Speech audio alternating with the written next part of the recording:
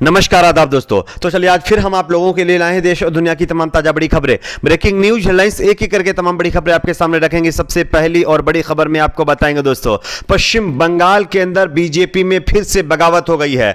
अमित शाह के दौरे से पहले बीजेपी के 15 से ज्यादा पदाधिकारियों ने अपने पद से इस्तीफा दे दिया है। किस तरह से इसको लेकर के पूरी जानकारी आगे आपको देंगे। साथ ही साथ अगली बड़ी खबर में आपको बताएंगे दोस्तों, राहुल गांधी का मोदी सरकार के ऊपर बहुत बड़ा हमला।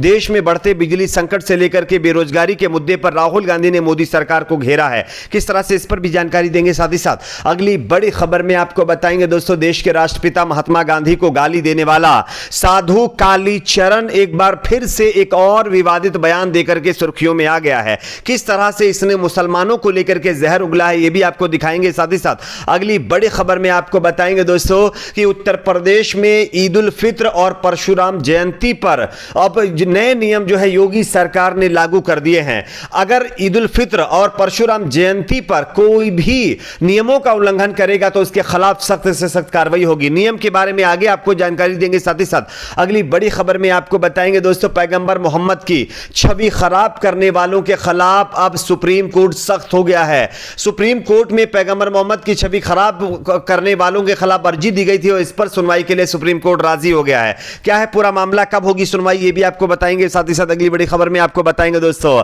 अब जो है बाबरी मस्जिद विध्वंस मामले पर बीजेपी और शिवसेना के बीच भयंकर टकराव शुरू हो गया है। दोनों आपस में इसका श्रेय लेने में जुट गए हैं और इसको लेकर के नेता आपस में भिड़े हैं। किस तरह से, ये भी आपको बताएंगे। साथ ही साथ अगली बड़ी खबर में आपको बताएंगे दोस्तों, देश में होने वाले राष्ट्रपति चुनाव से पहले बीजेपी ने विपक्ष को दिया बड़ा झटका।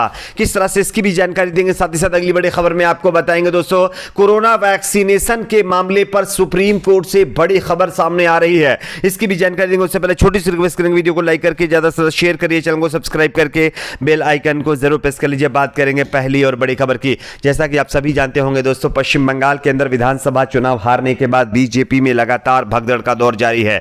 इसी बीच देश के गृह मंत्री अमित शाह अभी अपने दौरे पर पश्चिम बंगाल जाने वाले थे। उनके दौरे में लगभग 6 दिन का टाइम बाकी है, लेकिन उससे पहले बीजेपी में भगदड़ मच गई है। आप इस खबर को देख सकते हैं।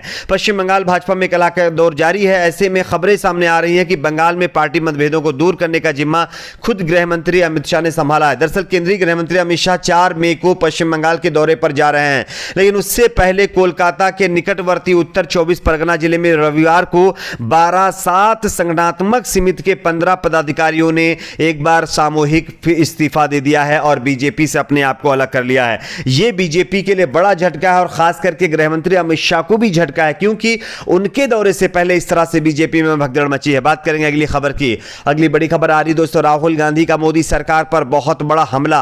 आप इस खबर को देख सकते हैं। कांग्रेस पार्टी के नेता राहुल गांधी ने प्रधानमंत्री नरेंद्र मोदी की अगुवाई वाली सरकार पर सोमवार को निशाना साधते हुए आरोप लगाया है कि उसका कुशासन इस बात का एक उदाहरण हो सकता है कि कैसे दुनिया की सबसे तेजी से बढ़ती अर्थव्यवस्था में से एक को बर्बाद किया जाए।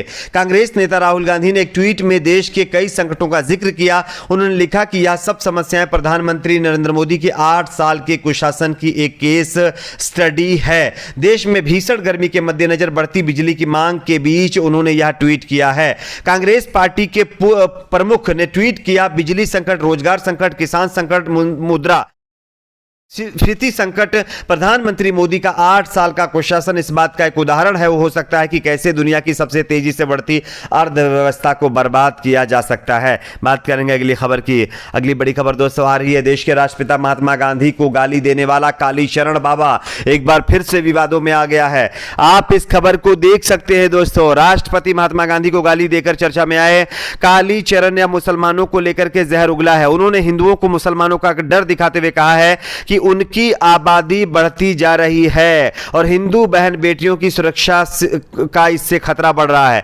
कालीचरण के विवादित बोल सोशल मीडिया पर वायरल हो रहे हैं और लोग उनके खिलाफ कार्रवाई की मांग भी कर रहे हैं। विवादित बोल की वजह से मध्य प्रदेश में गिरफ्तार किए गए कालीचरण इस समय जमानत पर हैं। अलीगढ़ में रविवार को सनातन हिंदू सेवा संस्थान की ओर से सनातन संत सम्मेलन का आयोजन किया गया था, जिसमें इस साधु ने अपने मुंह से फिर एक बार मुसलमानों के खिलाफ जहर उगला है। बात करेंगे अगली खबर की। अगली बड़ी खबर दोस्तों आ रही है ईद और परशुराम जयंती के मौके से पहले उत्तर प्रदेश की योगी सरकार का बहुत बड़ा ऐलान। आप इस खबर को देख सकते हैं। उत्तर प्रदेश की सड़कों पर मंगलवार को अक्षय तृतीया और ईद के अवसर पर कोई भी धार्मिक आयोजन नहीं हो सकेगा। प्रदेश में शांति बनाए रखने के लिए मुख्यमंत्री योगी आदित्यनाथ ने सोमवार को अधिकारियों को कड़े निर्देश जारी कर दिए हैं। मुख्यमंत्री ने उच्चाधिकारियों की एक बैठक के दौरान कहा है कि 3 मई को ईद, परशुराम जयंती और अक्षय तृतीया का पावन पर्व है। वर्तमान परिवेश को देखते हुए पुलिस प्रशासन को अतिरिक्त संवेदनशील रहना होगा। हर एक पर्व शांति और सौहार्दपूर्ण माहौल के बीच संपन्न हो, इसके लिए स्थानीय जरूरतों को देखते हुए सभी जरूरी प्रयास किए जाएं। यानी कि इसमें साफ तौर पर कहा गया है कि अगर सड़कों पर उतरकर किसी ने हुड़दंग मचाया और अपने फेस्टिवल को सेलिब्रेट करने की कोशिश की तो उन लोगों के खिलाफ सख्त से सख्त कार्रवाई की जाएगी। बात करेंगे अगली खबर की। अगली बड़ी खबर दोस्तों आ रही पैगंबर मोहम्मद की छवि खराब करने वालों की अब खैर नहीं। सुप्रीम कोर्ट ने पैगंबर मोहम्मद की छवि खराब करने वालों के खिलाफ सुनवाई को लेकर के अब राजी हो गया है।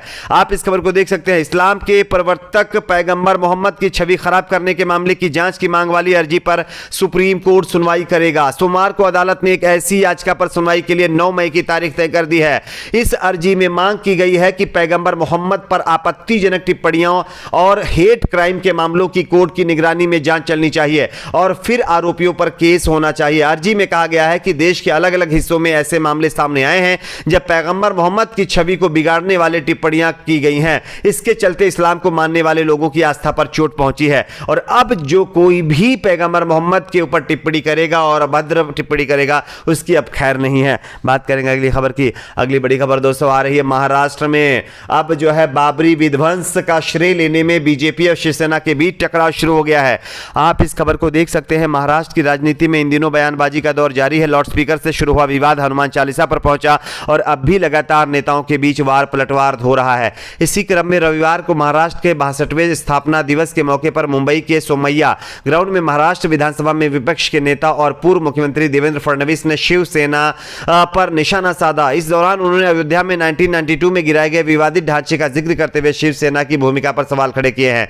उन्होंने अपनी बूस्टर डोज रैली में संबोधन करते हुए कहा कि मस्जिदों से लाउडस्पीकर हटाने से डरने वाले लोग कह रहे हैं कि उन्होंने बाबरी मस्जिद को गिरा दिया। इसमें हमसे पूछा जा रहा है कि जब बाबरी मस्जिद तोड़ी गई तो आप कहां थे। इसका जवाब देते हुए उन्होंने कहा कि जब बाबरी मस्जिद ढाई गई तब वह अयोध्या में थे। यानी कि बीजेपी के नेताओं ने खुद बाबरी मस्जिद को ढाया था। यह बात की पुष्टि खुद देवेंद्र फडणवीस के इस बयान से स्पष्ट होती है। बात करेंगे अगली खबर की। अगली बड़ी खबर दोस्तों आ रही राष्ट्रपति चुनाव से पहले विपक्षी पार्टियों को बड़ा झटका। बीजेपी के साथ बीजेडी और वाईएसआर कांग्रेस पार्टी का साथ मिल सकता है। घटनाक्रम से संकेत मिल रहे हैं। जानकारी के मुताबिक राष्ट्रपति चुनाव आने वाले कुछ ही महीनों के बाद होने वाला है, लेकिन उससे पहले विपक्षी पार्टियों ने जिस तरह से जीत का दावा किया था उनके जीत के दावे पर यह बड़ा झटका लगा है। आपकी अपनी क्या राय नीचे कमेंट बॉक्स में जरूर बताइए। वीडियो को लाइक शेयर, चैनल को सब्सक्राइब जरूर करें।